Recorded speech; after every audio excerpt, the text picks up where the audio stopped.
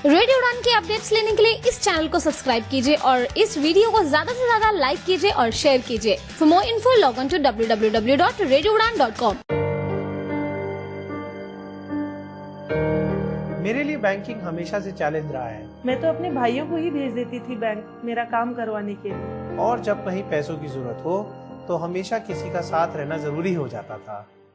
लेकिन जब से यूनियन बैंक ऑफ इंडिया में अकाउंट एक्टिवेट कराया है, अपनी बैंकिंग मैं खुद करती हूँ, यूनियन स्पर्श डेबिट कार्ड के साथ। इसका खास डिजाइन, जैसे कि साइड में नॉच और लेटर यू जो कि ब्रेल में एम्बॉस किया गया है, हमेशा मुझे बैंकिंग के करीब रखता है। इसकी एक खास बात बताऊं? इसमें है अपनेपन का स्पर्श। अपनेपन का स्पर्श।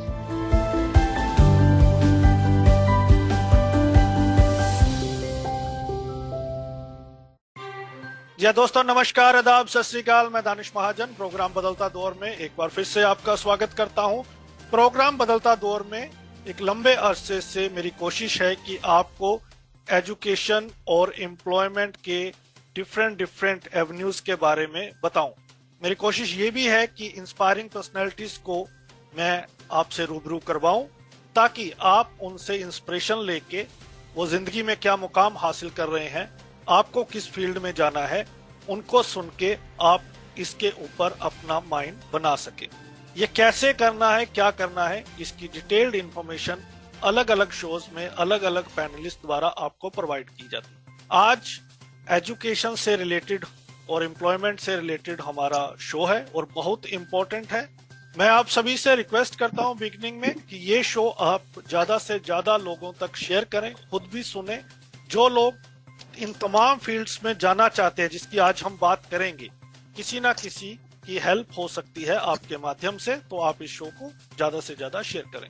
आज हम बात करेंगे दीपस्तंभ फाउंडेशन के रिप्रेजेंटेटिव से। जाना माना नेम है, आप इनके जिंगल्स भी रेडियो पे सुनते हैं, अलग अलग प्रोजेक्ट्स के बारे में भी टाइम टू टाइम हम आपको बताते हैं।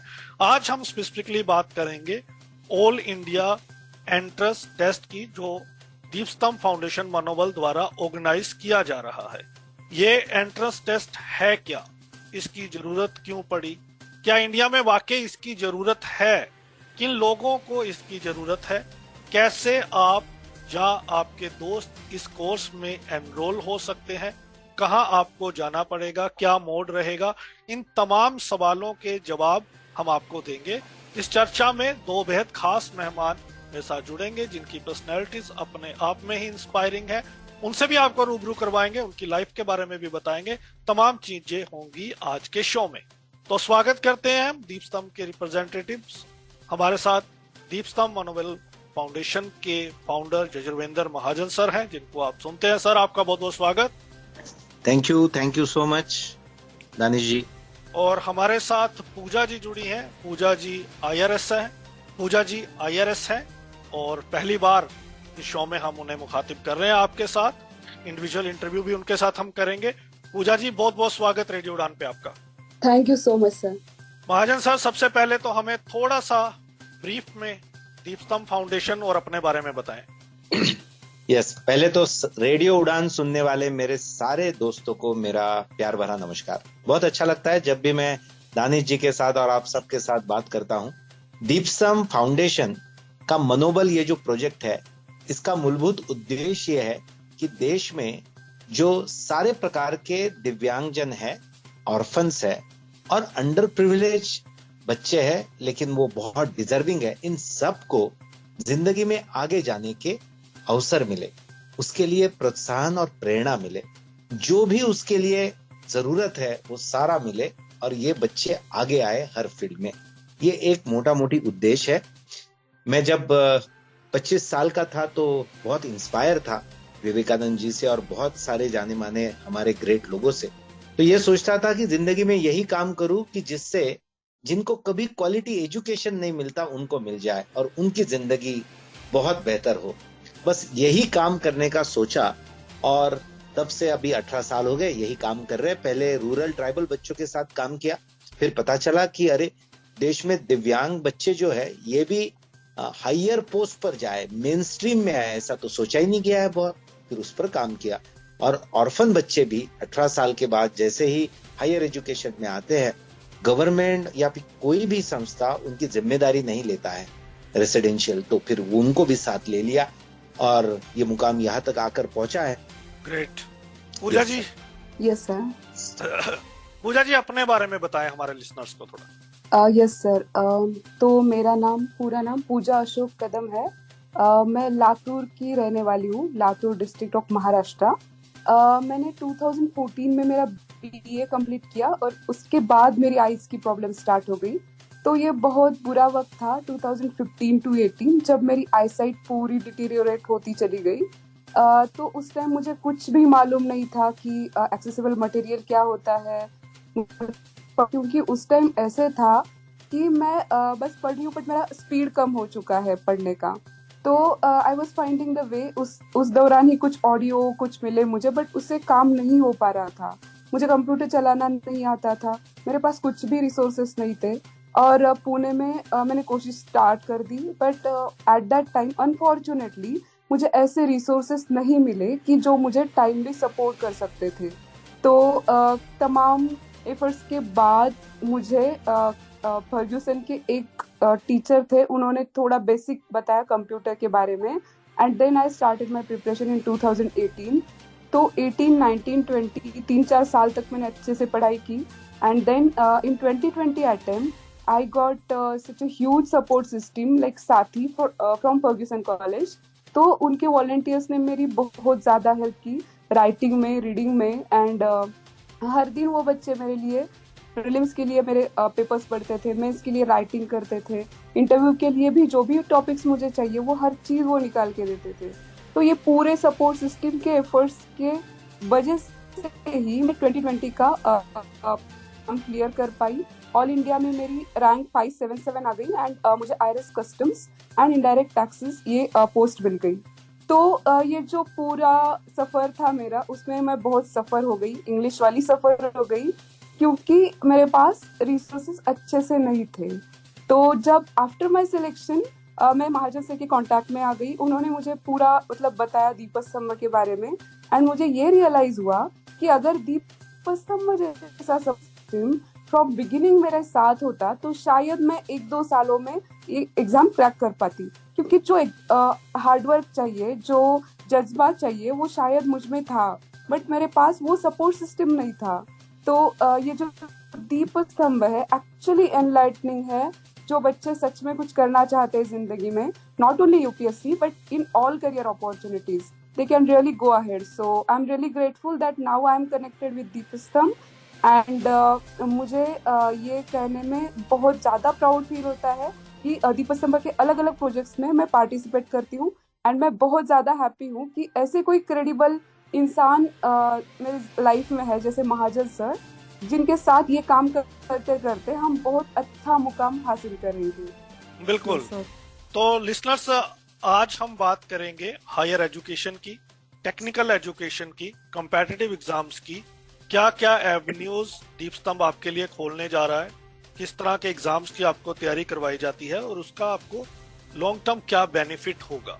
महाजन सर, सबसे पहले हम इसी पे ही बात करते हैं, फिर हम डिफरेंट एस्पेक्ट्स पे आएंगे। सबसे पहले हम चाहेंगे कि हमारे लिसनर्स जाने कि ये जो ऑल इंडिया एंट्रेंस टेस्ट है, इसकी पृष्ठभूमि क्या है, ये है क्या और इसकी जरूरत क्यों पड़ी। एक्चुअली हम काम कर रहे हैं 8-10 सालों से, और 5 सालों से महाराष्ट्र के बाहर से भी, यानी हमारे अदर स्टेट से भी बच्चे आने लगे, क्योंकि ये सुविधा और जगह नहीं है।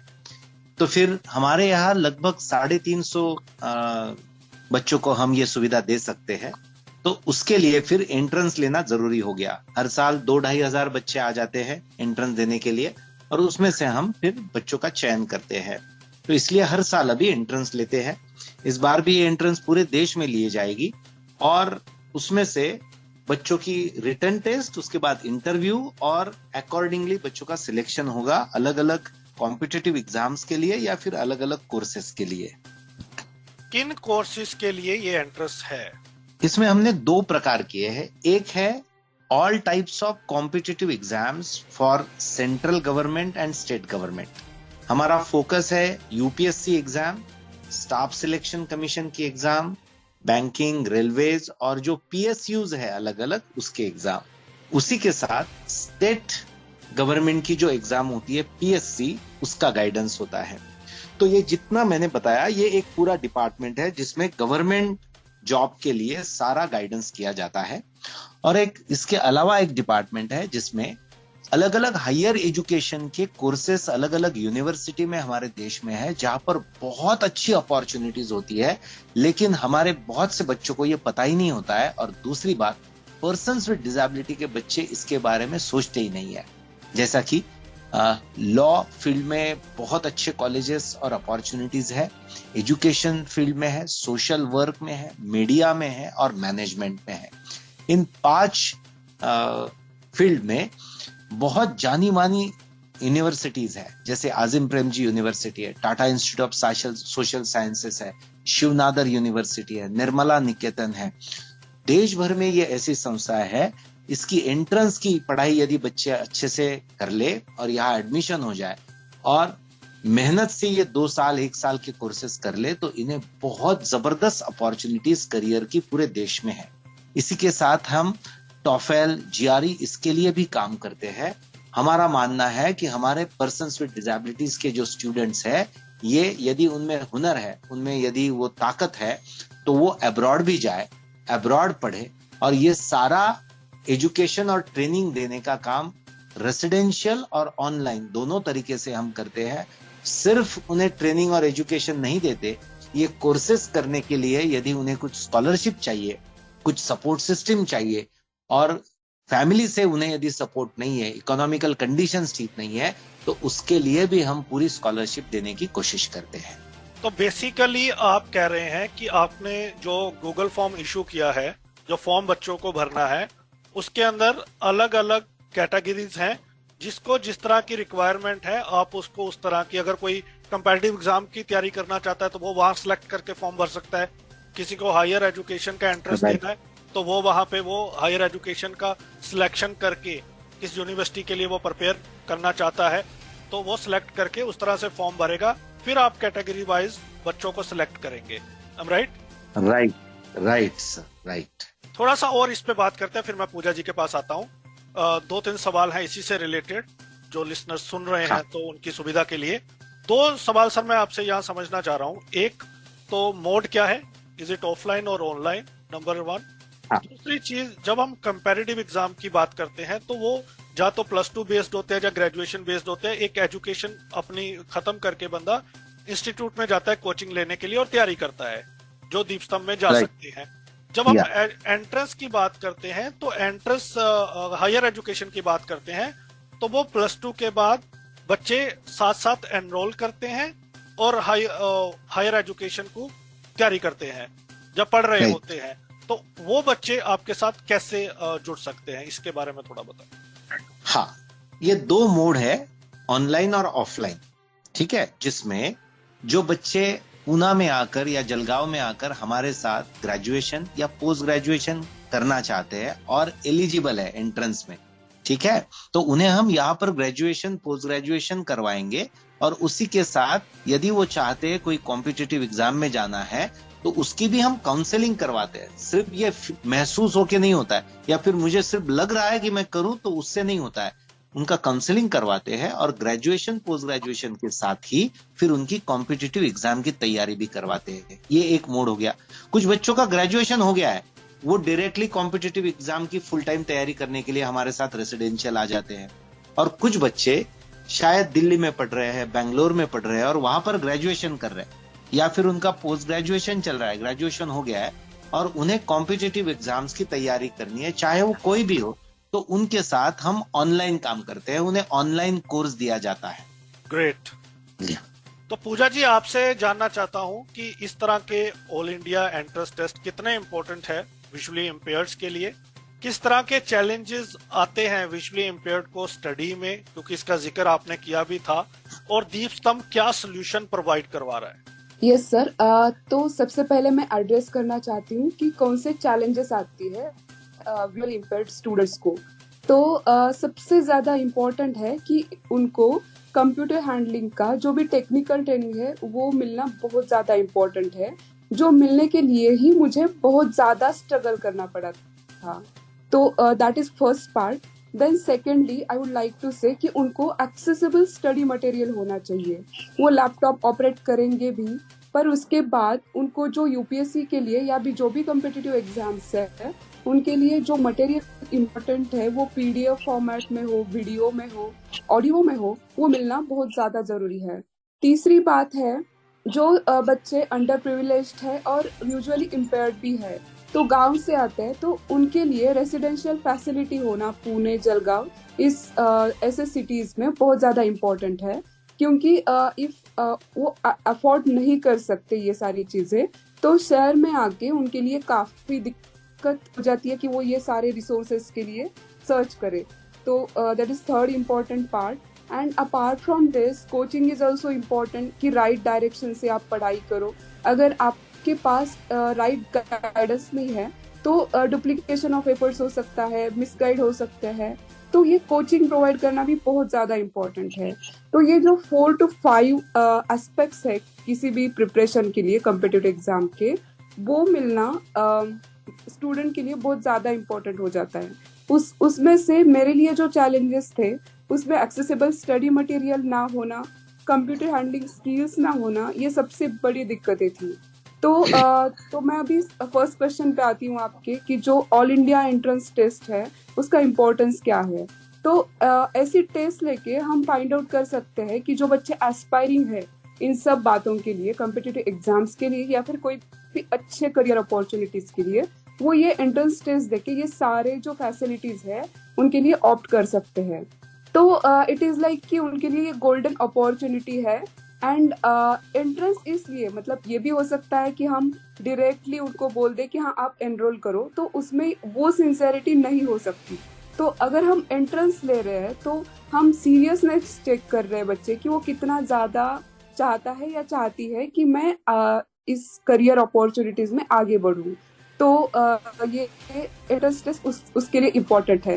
एज वेल एज ये जो एंट्रेंस टेस्ट है हम ये लेते हैं, पर एट द सेम टाइम हम उसके लिए अवेयरनेस भी प्रोवाइड करते हैं कि ये टेस्ट है क्या, आप कैसे प्रिपरेशन कर सकते हो। मतलब ऐसे नहीं कि डायरेक्टली हम टेस्ट ले रहे हैं, टेस्ट के लिए जो भी इंक्यूबेशन फैसिलिटीज है वो भी दीपक संभव प्रोवाइड कर रहा है, तो इसलिए इसका सिग्निफिकेंस और बढ़ जाता है। तो ये ऑल इंडिया टेस्ट का इम्पोर्टेंस है। यस सर, तो I think I could address your 2 questions please.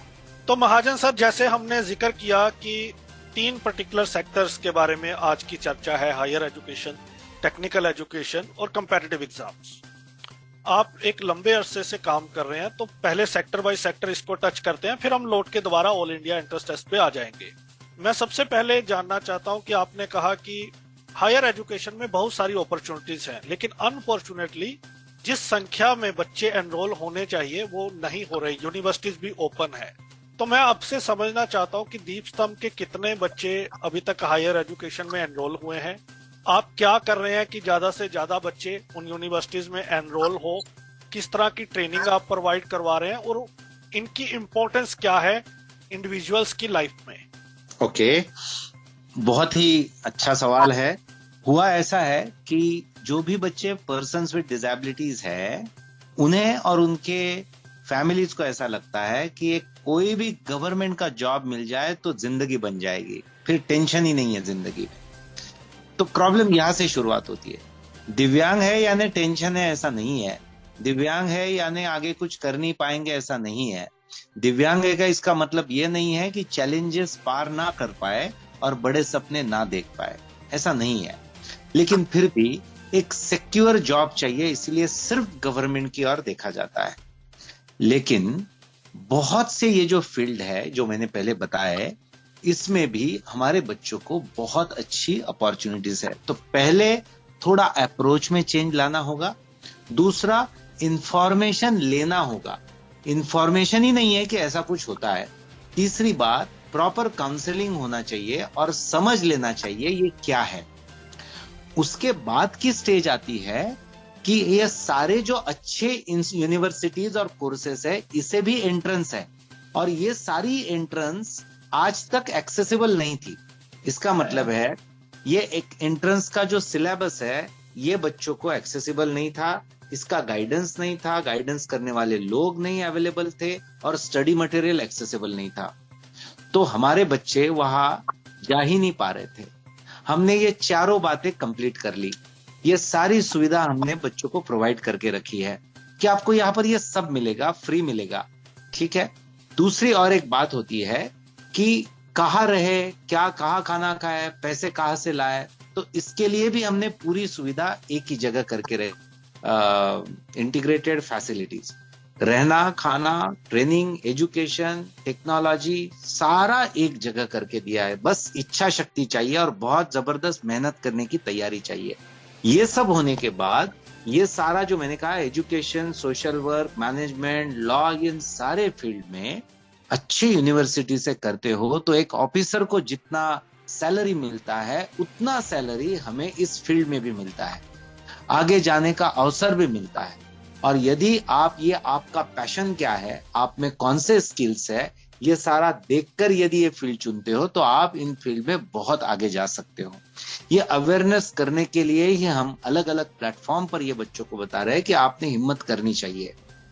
Residence के बारे में मैंने कहा कि सबसे बड़ी प्रॉब्लम आती है दिव्यांग लड़कियों को कि सिक्योर प्लेस चाहिए रहने के लिए, उसके साथ एक्सेसिबल चाहिए।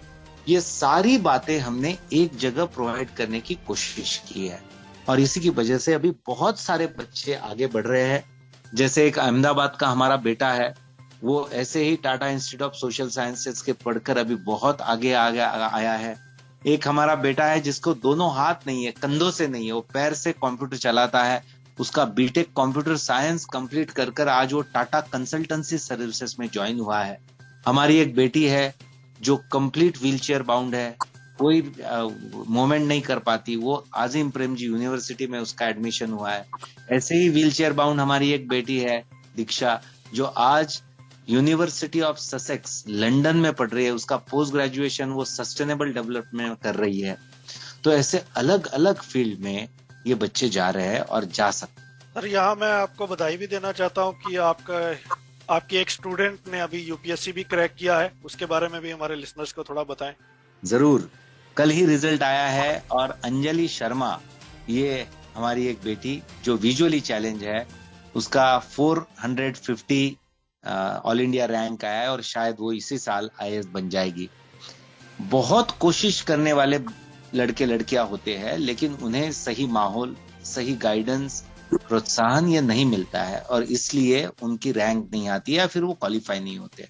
ऐसा कोई भी फील्ड में नहीं होना चाहिए। इसलिए हमारी कोशिश है जो दिव्यांग बच्चे हैं, चाहे कोई भी डिसेबिलिटी हो, उसके लिए स्पेसिफिक टेक्नोलॉजी, स्पेसिफिक पढ़ाने वाले लोग, एक्सपर्ट्स, ये सारा एक जगह हमने करने की कोशिश की है।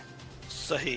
पूजा जी, अब आते हैं, हमने अभी लिसनर्स बात की हायर एजुकेशन की। अगर आप लॉयर बनना चाहते हैं, मीडिया में जाना चाहते हैं, सोशल वर्क करना चाहते हैं, तो तमाम कोर्सेज की ट्रेनिंग आपको करवाई जाती है, एंट्रेंस टेस्ट के लिए प्रिपेयर किया जाता है, वहां आपकी एडमिशन में हेल्प की जाती है, एक्सेसिबल मटेरियल प्रोवाइड करवाया जाता है। ये सब दीपस्तंभ करता है। तो अगर आप इनमें से किसी भी यूनिवर्सिटी में जाना चाहते हैं जो एंट्रेंस की तैयारी कर रहे हैं, तो इसी शो के डिस्क्रिप्शन बॉक्स में गूगल फॉर्म आपको मिल जाएगा। आपको वो फॉर्म भरना है और आगे की डिटेल्स आपको प्रोवाइड होती रहेगी। पूजा जी, आपने खुद यूपीएससी क्रैक किया है, अब हम टच करते हैं कंपैरेटिव एग्जाम्स को। वहां सबसे बड़े चैलेंजेस क्या आते हैं और कैसे दीपस्तंभ उसे सॉल्व करता है, किस तरह की अप्रोच लेके पर्सन्स विद डिसेबिलिटीज को आगे बढ़ना चाहिए, इसके बारे में थोड़ा सा बताएं। यस सर, तो जैसे मैंने पहले भी बताया आपको, यूजुअली इम्पेयर्ड जो स्टूडेंट्स हैं उनके लिए सबसे बड़ी चैलेंजेस होते हैं कि उनके पास एक्सेसिबल स्टडी मटेरियल नहीं है या फिर टीचर फैसिलिटी नहीं है। तो ये जो भी चैलेंजेस है उसके लिए दीपस्तंभ बहुत अच्छे से काम करता है। जैसे पुणे में भी, जलगांव में भी हम रेसिडेंशियल फैसिलिटीज प्रोवाइड कर रहे हैं, वहाँ बहुत अच्छे से एक्सेसिबल मटेरियल प्रोवाइड किया जा रहा है और उसके लिए भी काफी लोग इस मिशन में जुड़ चुके हैं। जैसे हमारी एक स्टूडेंट है रिचा कुलकर्णी, जिसका अभी 54 रैंक आया है। वो आईटी कंप्यूटर इंजीनियर है। उसका लास्ट ईयर भी 134 रैंक आया था। आईआरएस इनकम टैक्स में थी वो, अब आईएएस में जाएगी। तो उसने काफी एफर्ट्स लेके पूरा जो भी मटेरियल हमें जरूरत है वो पूरा एक्सेसिबल बना के रखा है। तो ये फैसिलिटी बहुत अच्छे बच्चों को मिल जाती है। एज वेल एज जो राइटिंग के लिए इम्पोर्टेंट सपोर्ट सिस्टम है। जैसे मैंने बताया, मेरे लिए बहुत स्ट्रगलिंग था कि मैं ऐसे राइटर्स ढूंढ पाऊँ, तो यहाँ रेडिली दीपस्तंभ ये फैसिलिटी प्रोवाइड करता है कि जो भी बच्चे कॉम्पिटिटिव एग्जाम्स की प्रिपरेशन कर रहे हैं उनको प्रैक्टिस के लिए राइटर्स मिल जाते हैं, एज वेल एज उनको जो रीडिंग, मतलब कभी कभी कुछ मटेरियल एक्सेसिबल ही नहीं होता, हैंड रिटन होता है, उसके लिए वैसे कीबोर्ड जैसे मतलब टेक्नोलॉजी भी लेके आ रहे हैं, but as well as read करने के लिए भी वॉलंटियर्स दिए जाते हैं। तो जो भी सपोर्ट सिस्टम चाहिए, जो मैंने बताया, मैंने सारे चैलेंजेस फेस किए थे, वो हर एक चैलेंज को डील करने के लिए दीपस्तंभ में हमने पूरा सपोर्ट सिस्टम बना के रखा है। जैसे तो अभी इस पूजा तरीके ने से ये बताया आगे जा- कि पूजा, ऋचा, ये ऐसी अभी सारी टीम बनते जा रही है कि ये लोग समझ सकते हैं कि कौन सी परेशानी ज्यादा आती है और उसी पर काम भी हो रहा है। जैसे हमने सब ने मिलकर अभी एक लर्निंग लैबोरेटरी तैयार की है, जिसमें अलग अलग कॉन्सेप्ट यूपीएससी से रिलेटेड, बैंकिंग से रिलेटेड या फिर कोई भी हायर एजुकेशन से रिलेटेड, यदि कोई विजुअली चैलेंज स्टूडेंट कंसेप्ट ही ना समझे तो वो आगे नहीं जा सकता। सिर्फ रट्टा मारकर जाने की एग्जाम नहीं है, तो ये सारी कंसेप्ट उन्हें स्पर्श से समझे, इसलिए अलग अलग टैक्टाइल मैप्स, मॉडल्स, ये सारा हम साथ लेकर एक लर्निंग लैबोरेटरी हमने तैयार की है। और सिर्फ विजुअली चैलेंज बच्चों के लिए ही नहीं, इसमें हियरिंग इम्पेयर्ड बच्चे हैं, इसमें ऑर्थोपेडिक बच्चे हैं, इनके लिए क्या टेक्नोलॉजी है, ये सारा लाकर वहां पर हमने रिसर्च सेंटर भी शुरू किया है, जिसे आईआईटी हैदराबाद के साथ हमने एक एमओयू साइन किया है। तो ऐसी कोशिश है कि हमारे बच्चे एम्पावर होकर आगे जाए, सारा समझकर आगे जाए, इसके लिए ये सारी सुविधाएं एक जगह दी जाए। ऑसम। कॉर्पोरेट में कितनी संभावनाएं देख रहे हैं, उसमें बच्चे ज्यादा से ज्यादा एनरोल हो, क्योंकि आपने कहा कि हर जगह एवेन्यूज होने चाहिए, और कंप्यूटर ट्रेनिंग भी आप शुरू कर रहे हैं या करवा रहे हैं, उसके बारे में भी हमारे लिसनर्स को बताएं। दीपस्तंभ फाउंडेशन का ये जो मनोबल प्रोजेक्ट है, इसमें पहले दिन से हम कंप्यूटर ट्रेनिंग दे रहे हैं, असिस्टिव टेक्नोलॉजी जो है वो पढ़ा रहे हैं। अभी हम इसमें हायर एंड में जो कोर्सेस है उसकी शुरुआत कर रहे हैं। आप कॉर्पोरेट का पूछोगे तो मैं सारे लिसनर को बताऊंगा। अगले 5 साल आप समझ लेना कि पूरे देश में कॉर्पोरेट्स दिव्यांग जनों को उनके साथ लेंगे।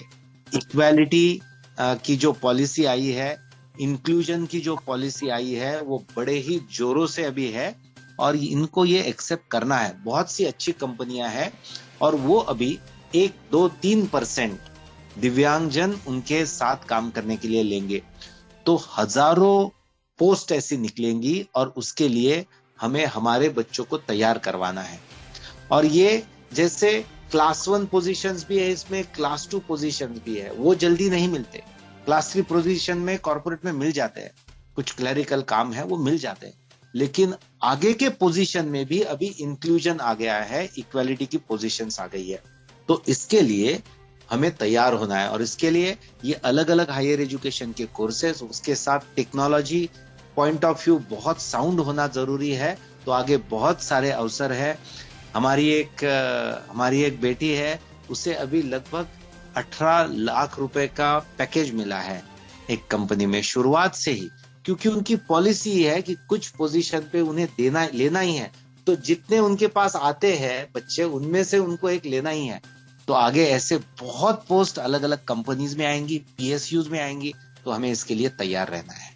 दीपस्तंभ कैसे दूसरी ऑर्गेनाइजेशन से अलग है और क्या स्ट्रेटजी के साथ चाहता है कि आप जो गैप्स हैं उन्हें पिक करते हैं, फिर उस तरह से आप एक्सेसिबल मटेरियल तैयार करते हैं, कॉर्पोरेट के साथ टाई अप करते हैं, एमओयू साइंस करते हैं डिफरेंट यूनिवर्सिटीज के साथ। इस अप्रोच के बारे में थोड़ा बताएं।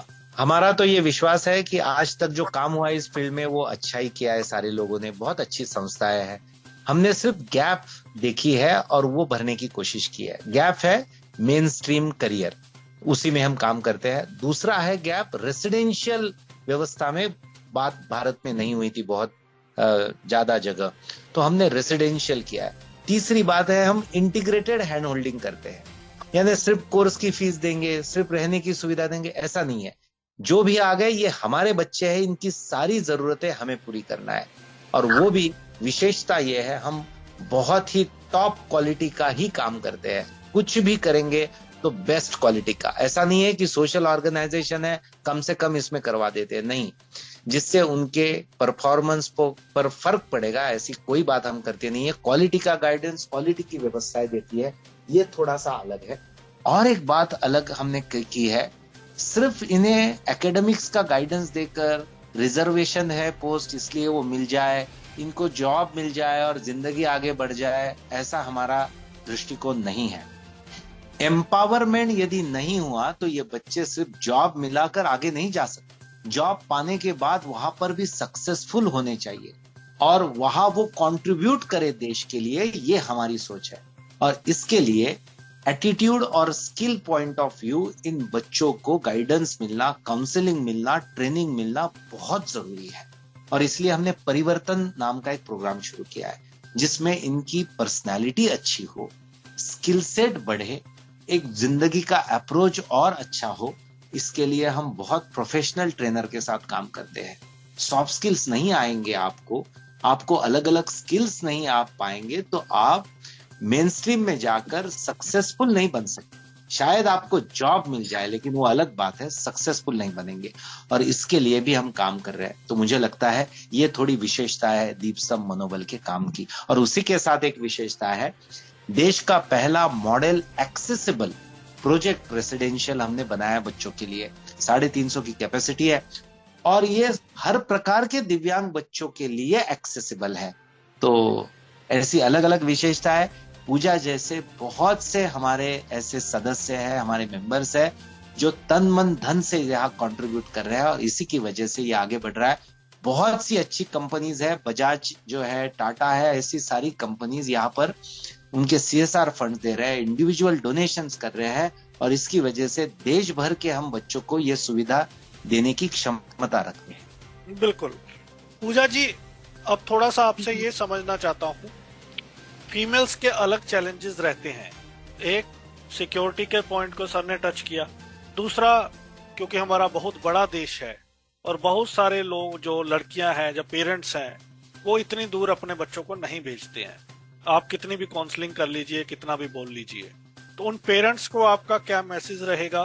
बाकी स्टूडेंट्स को आप क्या कहना चाहती हैं based on your own experience with दीपस्तंभ?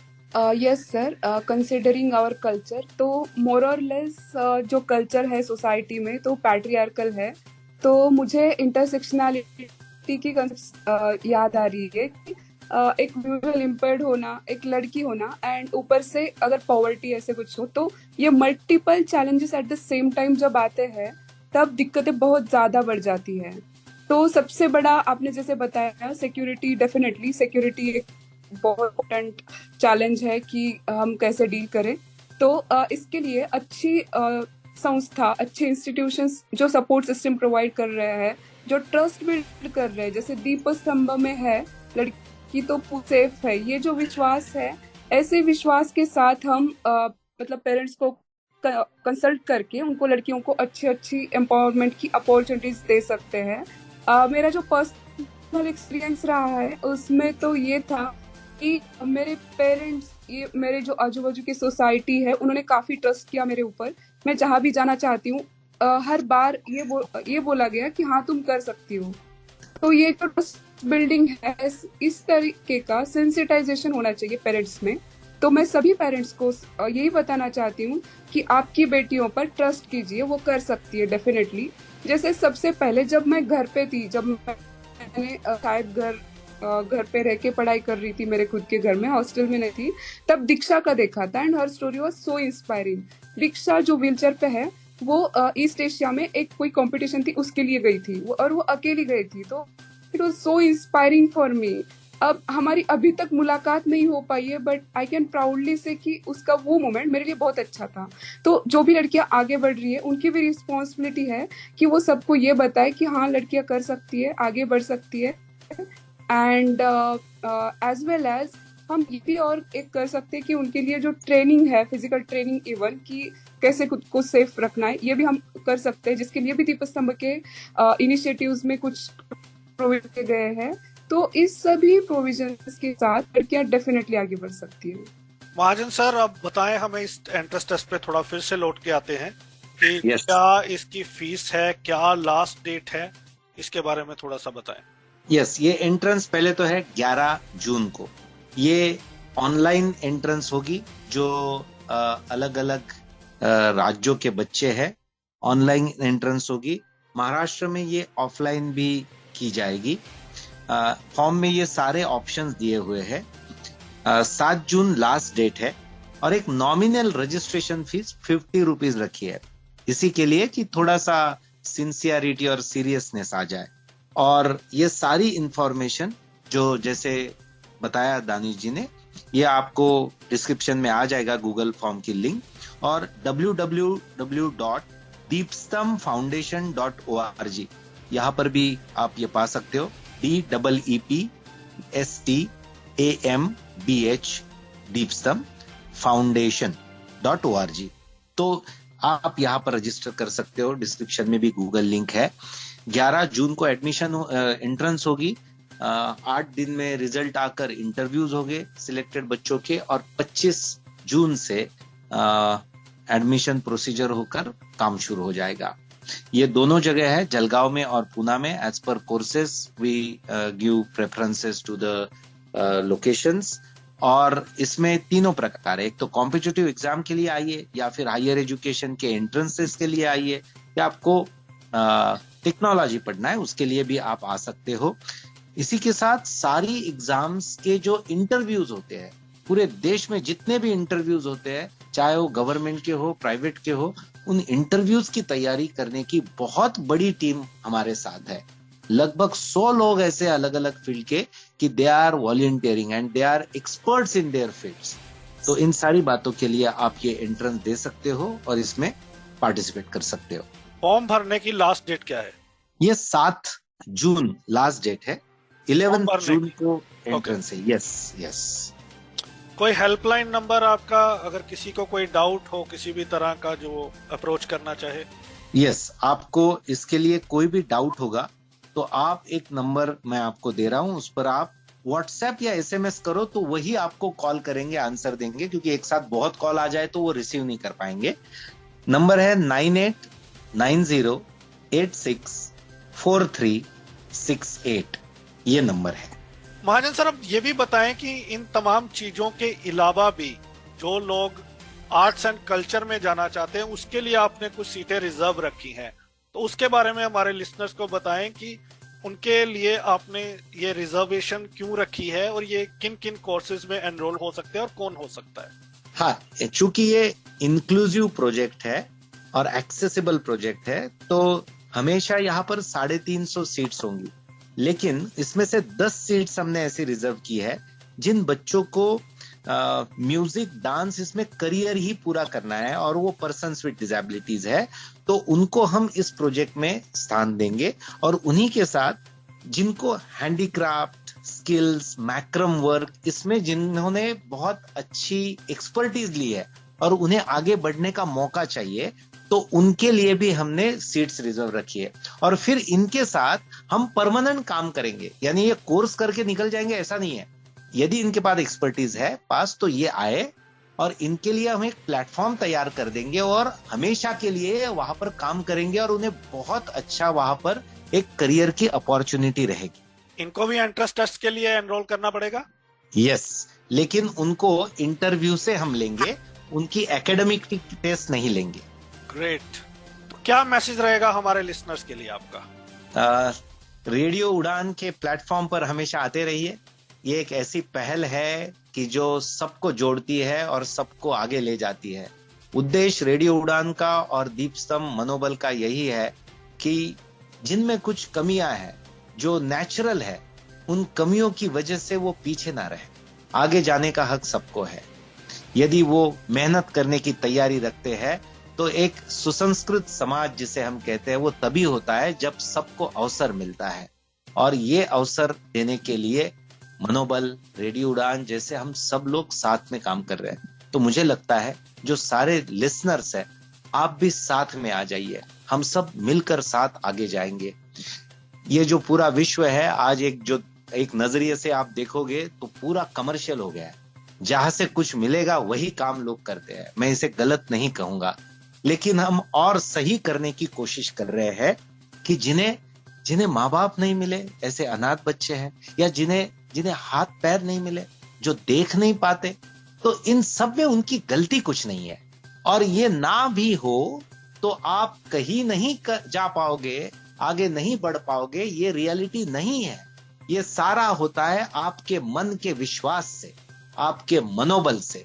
तो ये मनोबल हमारा बढ़ते रहे और आगे जाने के लिए अवसर मिलता रहे, यही हमारी सबकी कोशिश है। तो ही ये कंप्लीट फैमिली होगी। हमारा देश, ये पूरा विश्व, ये कब कंप्लीट फैमिली होगी? जहां पर यदि सबको आगे जाने का अवसर मिल रहा है, सब खुश है, सब बहुत ही आनंद से रह रहे हैं, तो ये अच्छा समाज है, ये अच्छा विश्व है, ऐसा हम कह पाएंगे। और इसके लिए हम सब मिलकर कोशिश भी करेंगे और जरूर इसमें कामयाब भी होंगे। Thank you very much. Great. Pooja ji, आपका क्या मैसेज रहेगा हमारे लिसनर्स के लिए? यस सर, मैं यही बताना चाहती हूँ कि जो भी फील्ड में हम परस्यू करते हैं, तो excellence is the key to success.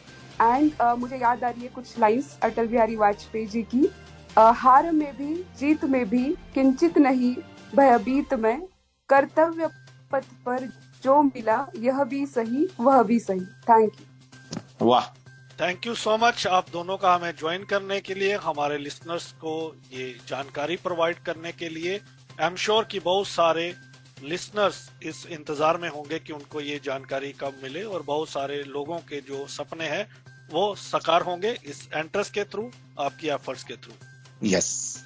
तो लिसनर्स, आज हमने बात की दीपस्तंभ फाउंडेशन ने जो ऑल इंडिया एंट्रेंस टेस्ट निकाला है। आप ज्यादा से ज्यादा एनरोल करें, इस जानकारी को ज्यादा से ज्यादा लोगों तक पहुंचाएं। अगले सप्ताह फिर होगी मुलाकात किसी और पर्सनैलिटी के साथ, किसी और टॉपिक पर। सुनते रहिए रेडियो उड़ान। मुझे दीजिए इजाजत, बाय बाय। यदि आप किसी दिव्यांग, अनाथ, आर्थिक रूप से पिछड़े छात्रों को जानते हो तो कृपया इस जानकारी को अधिक छात्रों के साथ साझा करें। दीपस्तंभ फाउंडेशन, मनोबल, जलगांव, पुणे, यह भारत की प्रथम एनजीओ है जो ऑल इंडिया एंट्रेंस एग्जाम ले रही है। यूपीएससी, एमपीएससी, बैंक जैसे सभी प्रतियोगिता परीक्षा का free residential education and training, दिव्यांग और अनाथ छात्रों के लिए डिग्री एवं पीजी शिक्षा की सुविधा, दृष्टिबाधित, अल्पदृष्टि छात्रों के लिए कंप्यूटर प्रशिक्षण। इस प्रवेश परीक्षा में देश भर से छात्रों का चयन किया जाएगा। अंग्रेजी, हिंदी और मराठी मीडियम में शिक्षा के साथ साथ ऑनलाइन और ऑफलाइन ट्रेनिंग उपलब्ध। विस्तृत जानकारी एवं ऑनलाइन रजिस्ट्रेशन के लिए कृपया वेबसाइट देखें www.deepstambfoundation.org। Last date of registration 7 June. अधिक जानकारी के लिए संपर्क करें 8149730318 और 8624846332।